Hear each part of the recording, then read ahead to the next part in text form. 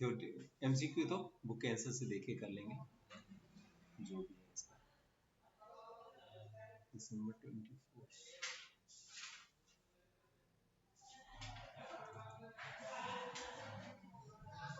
सबसे पहले पहला क्या है, what is the primary objective of cost accounting. Cost accounting का प्राइमरी ऑब्जेक्टिव क्या है? Maximise profit, record financial transaction, provide financial statement, facilitate cost control and decision making. अच्छा ये लास्ट वाला लगता है, तो डी क्या बोले, फैसिलिटेट ये वाला होना चाहिए। तो मेन जो है कॉस्ट कंट्रोल का काम है इनका, तो ये वाला पहले का आंसर डी। तो पहले का आंसर हो जाएगा डी, कॉस्ट कंट्रोल। है समझ में? तो कॉस्टिंग का मेन पर्पस है कॉस्ट कंट्रोल करना, ज़्यादा कॉस्ट नहीं, डिसीजन मेकिंग के। तीसरा है if the direct material consume not 30,000, direct labour 20,000, factory over 15,000, total manufacturing cost कितना हो जाएगा? तीनों को जोड़ देंगे बस, इसमें कुछ नहीं। 30 50 15 65 65, तो इसका आंसर आ जाएगा बी, इसमें तो कुछ नहीं।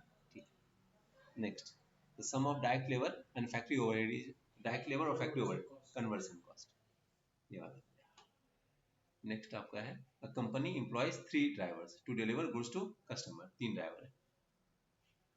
The salary pay to this driver are, अच्छा ड्राइवर गुड्स कस्टमर को गुड्स पहुंचाते हैं तो डिस्ट्रीब्यूशन में आ जाते हैं, या सेलिंग एंड डिस्ट्रीब्यूशन, तो सेलिंग एंड डिस्ट्रीब्यूशन हो गया डी। फोर्थ का आ जाएगा आपका D. What does cash 11 emphasize regarding the treatment of abnormal administrative cost। जी मुझे भी पता नहीं, आंसर से देख लेंगे, बाद में देखेंगे। तो ये हो जाएगा बी, इसका आंसर बी उन्होंने बोला है, एक्सक्लूजन फ्रॉम कॉस्ट कैलकुलेशन, इसको बाद में देख लेंगे। Next which of the following is scientific and accurate method of calculating factory overhead absorption. अच्छा फैक्ट्री ओवरहेड एब्जॉर्प्शन के लिए कौन सा मेथड यूज करेंगे? प्राइम कॉस्ट अच्छा है, मशीन आवर अच्छा है, तो फैक्ट्री के लिए ज़्यादातर मशीन आवर यूज करते हैं, अगर मशीन ज़्यादा है। ऐसे भी डिपेंड करेगा क्या है, तो बेटर मशीन आवर है, बाकी भी हो सकता है पर वो ज़्यादा अच्छा रहेगा। तो उन्होंने इसका 6 का बी मशीन आवर वो ज़्यादा अच्छा है, क्योंकि फैक्ट्री में मशीन ज़्यादा चलता है इसलिए। A company calculates the prices of jobs by adding overhead to the prime cost and adding 30% to total cost as profit margin. Job number Y256 was sold for 1690 and incurred overhead 694। आपको पूछना है पूछा है prime cost कितना है, 2 minute time देता हूँ, जैसा दिमाग लगाइए तो फिर करके बता दो, इंटरेस्टिंग है।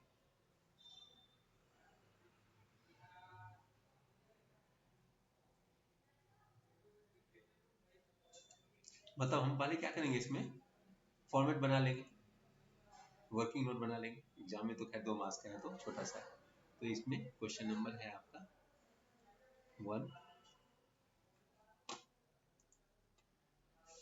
7। देखिए पहले आएगा प्राइम कॉस्ट मटेरियल लेबर मिला के, फिर ऐड करेंगे ओवरहेड, इसमें ऐड करेंगे ओवरहेड, ये जोड़ के जो आएगा उसमें प्रॉफिट ऐड करेंगे, ये आएगा टोटल कॉस्ट, ऐड प्रॉफिट 30%, और ये आ जाएगा selling price, job cost, job selling price, sales आ जाएगा। ये दिया हुआ है 1690, और आपको ओवरहेड दिया हुआ है, ओवरहेड कितना दिया है 694। ठीक है, तो इसका मतलब अब देखिए ये है 30%, तो प्रॉफिट कितना है 30%। अच्छा 30% किसके ऊपर है? Total cost. अच्छा टोटल कॉस्ट का एंड एडिंग 30% टोटल कॉस्ट, तो ये 30% टोटल कॉस्ट है, इसका 30% इसका नहीं है, ये याद रखिएगा, तो कहानी अलग हो जाएगा, वो नॉर्मल नहीं होता है। ये 30% टोटल कॉस्ट का दिया है, ये जो 30% दिया है वन कॉस्ट दिया है, सेल्स नहीं दिया है, सेल्स दिया देता 30, ये 130 है, हाँ ये 130 हो जाता है। अभी ये दिया है तो इसको 100 पकड़ेंगे, तो ये कितना हो जाएगा 30, ये कितना हो जाएगा 130, तो अभी निकाल लेंगे 130 इतना, 30 कितना 100 कितना, क्रॉस मल्टीप्लिकेशन, तो 1690 डिवाइड बाई 130%, ये आ जाएगा 1300, आया समझ में, क्रॉस मल्टीप्लाई, और ये हो जाएगा 396, और ये इसमें से माइनस कर देंगे तो ये आ जाएगा 1300 माइनस 694 606 है क्या आंसर 606 बी हाँ लिख लीजिए 7 मैंने कहा ऐसे क्वेश्चन बहुत इंटरेस्टिंग होते हैं प्रैक्टिस के लिए अच्छा रहता है जितना प्रैक्टिस करेंगे उतना आपका चीजें परफेक्ट होंगी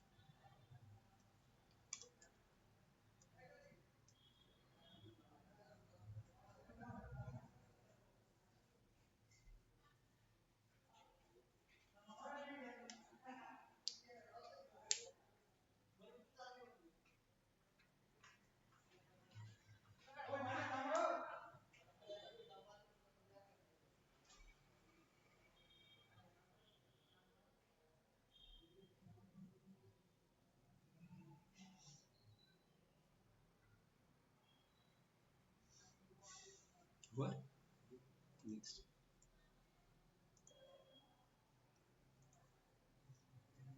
which of the following does not form part of the prime cost इसमें से कौन प्राइम कॉस्ट का पार्ट नहीं है GST paid on raw material input credit can B claim जिसका इनपुट होता है वो जीएसटी वो प्राइम कॉस्ट का पार्ट नहीं होता है मतलब बाकी सब है ये वाला ए नहीं है तो 8 का आंसर ए आ जाएगा क्योंकि जिसका क्रेडिट मिलता है हम कॉस्ट में ऐड नहीं करते नहीं देते तो इन्होंने कौन सा आंसर दिया है 8 का डी बोला है डी कौन सा है overtime premium paid to worker तो जीएसटी जीएसटी भी नहीं लेंगे which of the following does not form part of the prime cost GST paid on raw material input credit can be claimed अच्छा ये लेते हैं overtime premium paid to worker overtime premium OT OT cost of packing GST paid on raw material input credit can be claimed ये दोनों होगा फिर ये भी हो सकता है ओवर टाइम इसका आंसर गलत है मेरे हिसाब से ये होना चाहिए ये वाला पार्ट होना चाहिए ठीक है बाद में देखेंगे बुक में क्योंकि जिसका आईटीसी मिलता है उसको हम कॉस्ट में ऐड नहीं करते सिंपल प्राइम कॉस्ट में नहीं पकड़ेंगे कॉस्ट नहीं है हमारा तो जब भी हम मटेरियल कॉस्ट निकालते हैं उसको कंसीडर नहीं करते जिसका ओवर टाइम देखेंगे शायद उन्होंने कुछ गड़बड़ किया होगा जॉब कॉस्टिंग इज 9th का मैंने इसका ख्याल नहीं दिया method of costing use for non standard and non repetitive products okay हाँ कभी कभी एक मतलब क्या होता है छोटा छोटा ऑर्डर आता रहता है हर ऑर्डर अपने आप में अलग होता है तो हम कौन सा मेथड यूज करते हैं जॉब कॉस्ट ठीक है सिमिलर नहीं रहता एक ही तरह का नहीं रहता है जैसे मैंने कोई और काम दिया आपने किसी और ने आपको कोई काम दिया उसके लिए हम job cost normal capacity of plant refer to the different difference between B इसका 9th का बी नॉर्मल कैपेसिटी अच्छा नॉर्मल कैपेसिटी का मतलब होता है एवरेज कैपेसिटी नॉर्मली तो maximum capacity and practical okay normal capacity is difference between maximum capacity and practical capacity maximum capacity and actual capacity अच्छा B होना चाहिए इसका भी तो ये इसका आंसर 10 का सी है क्या 10 practical capacity and estimated idle capacity as revealed by the long term sale अच्छा ये मुझे भी पता नहीं ये बाद में देख लेंगे तब इसी को ट्रिक कर दीजिए देखता हूँ बुक में देखना पड़ेगा मुझे भी आइडिया नहीं है flexible budget requires a careful study of अच्छा फ्लेक्सिबल बजट में किसका करते हैं नॉर्मली सेमी वेरिएबल का करते हैं फ्लेक्सिबल बजट में अच्छा हाँ ये तीनों ये भी बोल सकते हैं तो 11th का ए राइट 3 पार्ट में बांटते हैं, फिजिक्स फिर इसको हम स्टडी करते हैं, सेमी को फिर दोनों पार्ट में बांटते हैं। ये बात marginal costing technique follow the dash basis of classification cost, element wise, function wise, behaviour wise identify. ये मुझे भी याद नहीं, देखना पड़ेगा। 12 का सी बिहेवियर, मतलब फिक्स वेरिएबल है उसको बिहेवियर बोलते हैं, फिक्स कॉस्ट वेरिएबल कॉस्ट उसको बिहेवियर बोलते हैं, बिहेवियर हो जाएगा। उसको बाद में देख लेंगे, बुक से भी क्रॉस चेक करेंगे, अभी ठीक कर लीजिए। For कैरेक्टराइजेज non integrated cost accounting, non integrated का क्या कैरेक्टर है, तो दोनों अकाउंट अलग मेंशन कर, सेपरेट कॉस्ट एंड फाइनेंशियल बी होना चाहिए। तो 13 का बी। तो नॉन इंटीग्रेटेड का मतलब होता है कॉस्टिंग का अलग रिकॉर्ड मेंटेन करते हैं, फाइनेंशियल का अलग। इंटीग्रेटेड मतलब दोनों का एक साथ combined.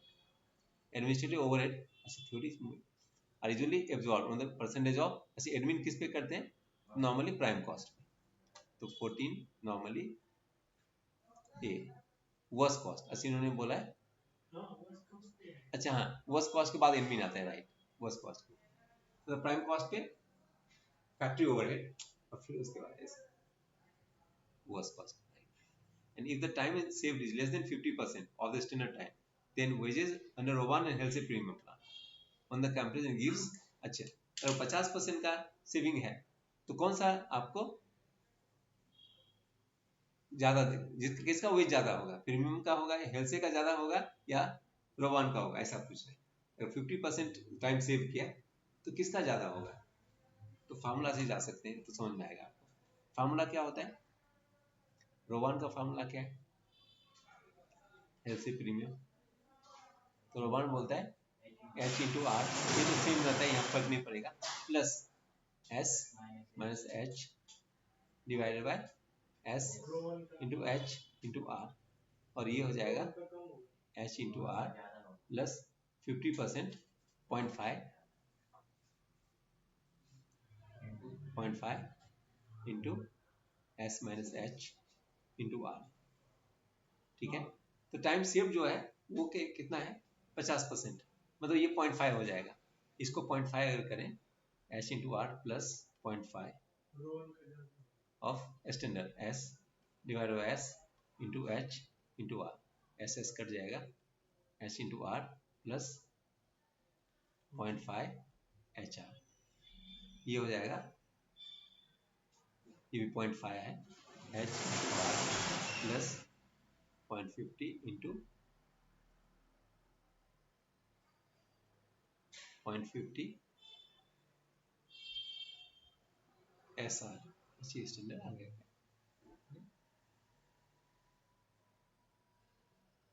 0.50s minus 0.50h minus plus minus हमको एस एच और आर एडिंग करना पड़ेगा।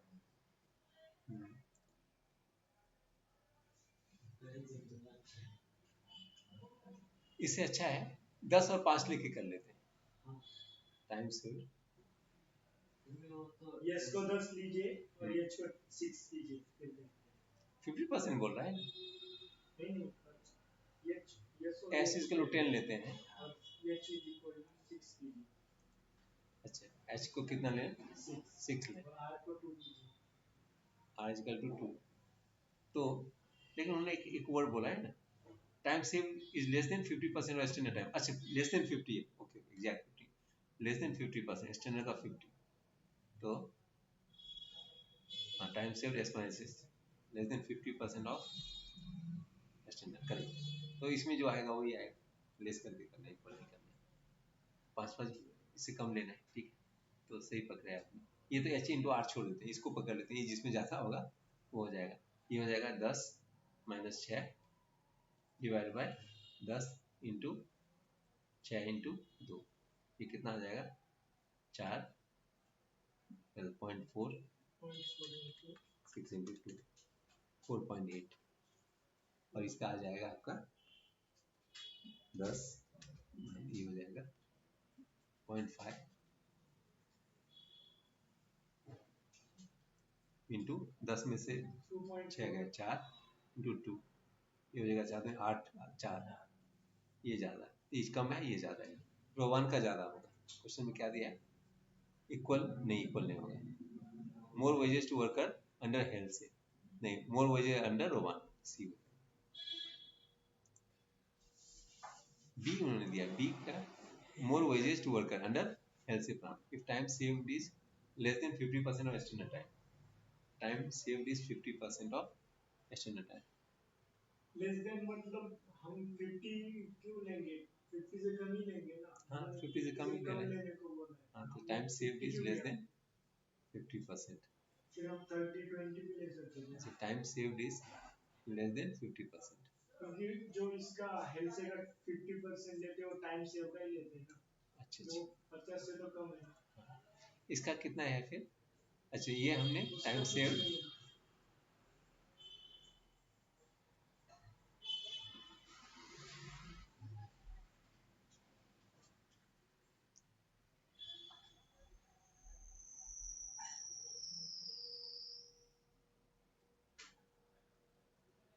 हाँ ये 50 नहीं लेके कम लेना पड़ेगा।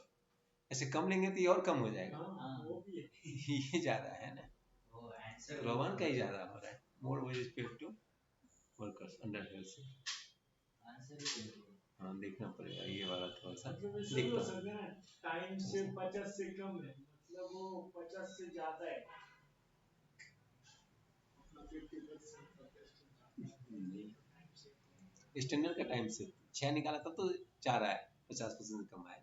टाइम से मतलब एस माइनस एच 40 से 4 आ रहा है, मतलब 10 से 50% कम। ठीक है देखेंगे, इसको देखता हूँ, इसका भी आंसर गलत हो सकता है, देखते हैं, या कुछ लोगों ने अपलोड किया होगा ना, देखेंगे। ठीक है इसको हम बाद में देखते हैं। नेक्स्ट आप जाते हैं प्रैक्टिकल पे। तो ये आपका कॉस्ट शीट है। ये क्वेश्चन तो हमने पिछली बार किया था, वही वाला है क्या? हाँ पिछले क्वेश्चन में था ना, ये तो आपके लिए होमवर्क, ये ट्राई कर लीजिएगा। ये अपना वही वाला क्वेश्चन है जो हमने इसमें किया था, इससे सेम ही क्वेश्चन लगता है। नहीं हाँ अमाउंट चेंज किया होगा थोड़ा सा। तो यहाँ पे 20 रीम है 2200 है, ये कितना है आपका 10 रीम है 1800 अच्छा बुक वाला है।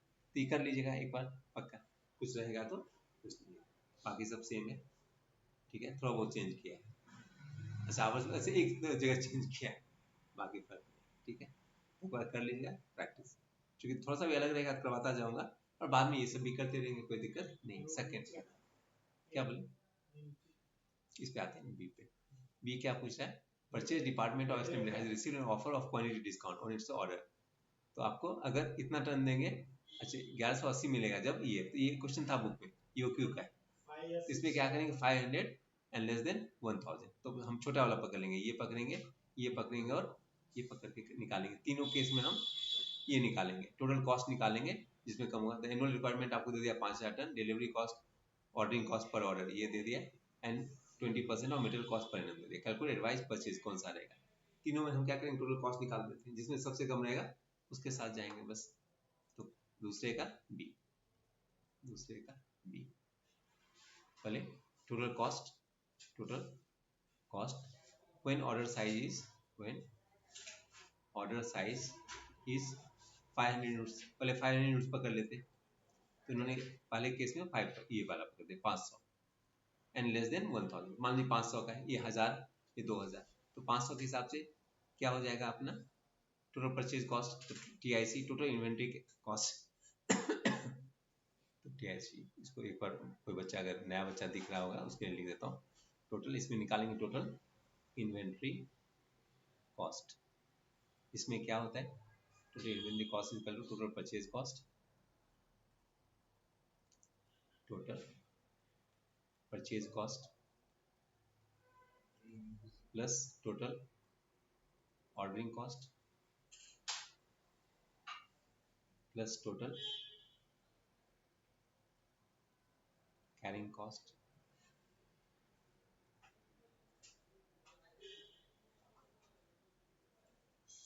यहाँ पे अब एक जगह थोड़ा सा छोड़ देते हैं, टोटल परचेज कॉस्ट निकालते हैं इस लेवल पे। Total purchase cost is equal to 5000 annual requirement into rate क्या है आपका, तो 5000 ton into 1180, equal to 5000 into 59 lakhs. ठीक है, total ordering cost, total ordering cost equal to annual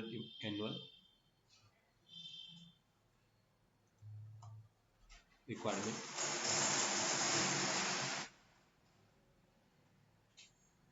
divided by quantity per order into ordering cost per order, ये OC PO ordering cost per order, ये हो जाएगा 5000 divide by 500 into ordering cost दिया हुआ 1000, 5000 divide by 500 into 1000, 10000 and total carrying cost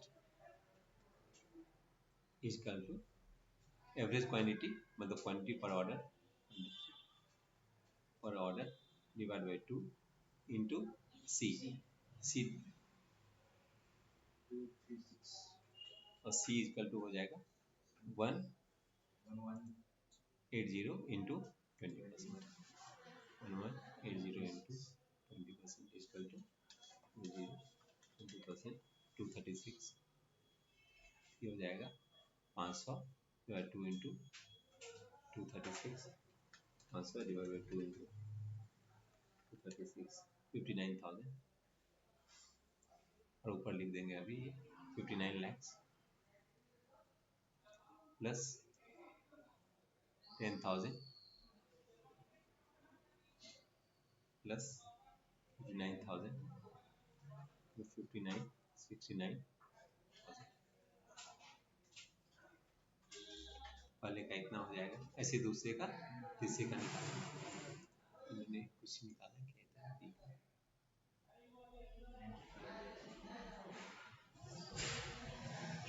59 69,000 ऐसे पहले का निकल गया, ऐसे दूसरे का निकालेंगे। Calculation of total cost, calculation of total inventory cost,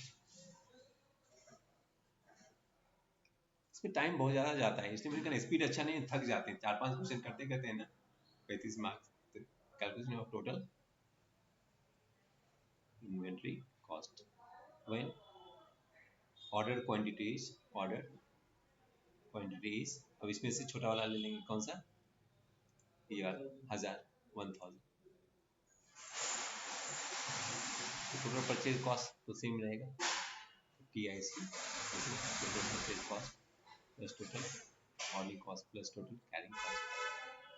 इसमें टोटल परचेज कॉस्ट तो चेंज नहीं होगा क्योंकि यहाँ डिस्काउंट का, अच्छा हाँ चेंज हो जाएगा क्योंकि रेट चेंज हो रहा है, राइट, तो ये भी चेंज होगा। Total purchase cost equal to 5000 into 1160, 58 lakhs. Total ordering cost equal to 5000 divide by 1000 into 1000 equal to 5000 या 5000 आ जाएगा। एंड टोटल कैरिंग कॉस्ट, तो पहले सी का वैल्यू निकाल लेते हैं फिर कैरिंग कॉस्ट यहीं पे, तो जैसे करते जाएंगे आपको समझ में आएगा। पहले क्या निकालना है, C equal to 1160 into 20%, 1160 20% 232 and TCC equal to 1000 2 into 232 2 into 232 116, और ये हो जाएगा आपका 58 lakhs plus 5000 plus 116,000 plus 5000 plus 58 lakh 5921 5921,000, तो इसका 5921 और लास्ट में calculation of TIC when order quantity is 2000। ये सब जैसे दिमाग में लगाना है, कोई दूसरा क्वांटिटी भी ले सकता है, पर जब बुक में ऐसा करता है तो हमेशा याद रखिए बुक के साथ जाएंगे तो TIC total purchase cost plus total ordering cost plus total carrying cost.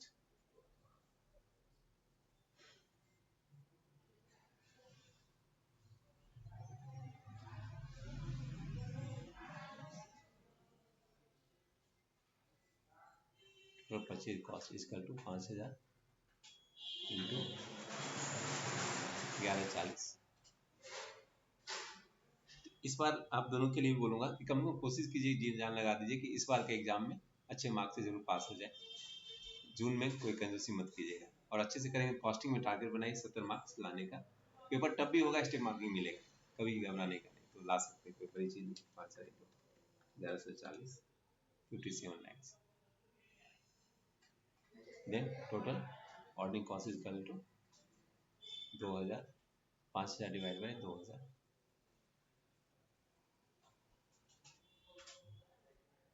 Into 1000 is equal to 2500।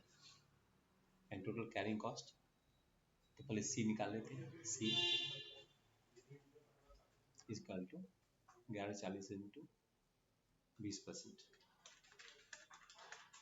228 and TCC is equal to 2000 divide by 2 into 228, 2000 divide by 2 into 228, 2,28,000। तो ये हो जाएगा 2500। तो अपना ये हो गया total 57 lakhs plus 2500 plus 228 plus 5930। अब इसमें से सबसे ज़्यादा सबसे छोटा कौन सा है? 5920 सेकेंड वाला। तो आंसर क्या हो जाएगा? इसके साथ जाएगा। फाइनल आंसर हो जाएगा ये वाला। फाइनल लिख दीजिएगा कि 5921 is the total minimum cost, therefore most economic purchase is. ये आपका फाइनल आंसर आ जाएगा। कंक्लूजन लिखना जरूरी है, तो मार्क्स आपका कटेगा। कंक्लूजन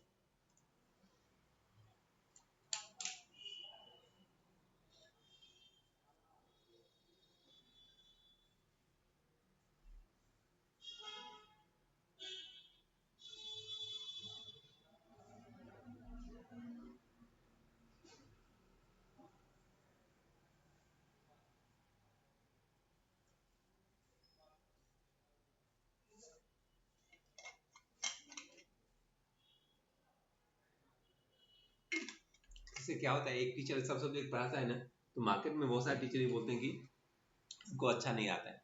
मेरे साथ क्या है, अगर मान लीजिए मैं 2 ही सब्जेक्ट के लिए जाता हूँ, कॉस्टिंग और अकाउंट, जो कि अच्छा है, तो टैक्स और लॉ में बच्चे जाएंगे कहाँ? जैसे अभी आप लोग बच्चे गाँव से आते हैं, तो दूसरे टीचर लॉ और टैक्स उतना अच्छे से पढ़ाएंगे नहीं जितना मैंने कहा ना कि आपको एक एक आराम से पढ़ाता हूँ, एक एक समझा के पढ़ाता हूँ। तो मेरे साथ प्रॉब्लम वही है कि अगर सब्जेक्ट वाइज मैं अगर लूँ तो बाकी सब्जेक्ट के लिए फिर बच्चे के लिए मुश्किल हो जाएगा। देखते हैं कैसी चीज़ें होती है। तो मेरे मिसेज भी फ़ोन करती है ना, तो वही बोलते हैं, बच्चे पूछते हैं कौन कौन सा फैकल्टी, जिसे बोलते हैं एक ही फैकल्टी, तो हो गया, बच्चे फ़ोन रख देते हैं। तो ठीक है, इसमें मेन माउथ पब्लिसिटी ही काम करता है कि जैसे मैंने कहा आप लोग पास करेंगे, फिर किसी दोस्त को बताएंगे तो क्या होगा, वो इफेक्टिव ज़्यादा होता है। इसलिए मैंने कहा रिजल्ट, इसलिए तो आप लोगों को बोलता हूँ कि रिजल्ट होगा तो अपने आप मार्केटिंग होगा, रिजल्ट नहीं होगा कोई मार्केटिंग नहीं होगा। मेरे लिए भी अच्छा नहीं लगता, पर मेहनत बहुत है, तो आपको देख के समझ में आ रहा होगा मेहनत कितना चाहिए। आसान नहीं, कुछ ने घुमा दिया तो मुश्किल है। ठीक है, आए समझ में? तो अभी के लिए इतना काफ़ी है। अगले लेक्चर अपना 2 घंटे का टाइम रहेगा, बाकी मैंने कहा आप करते रहिए करते रहिए।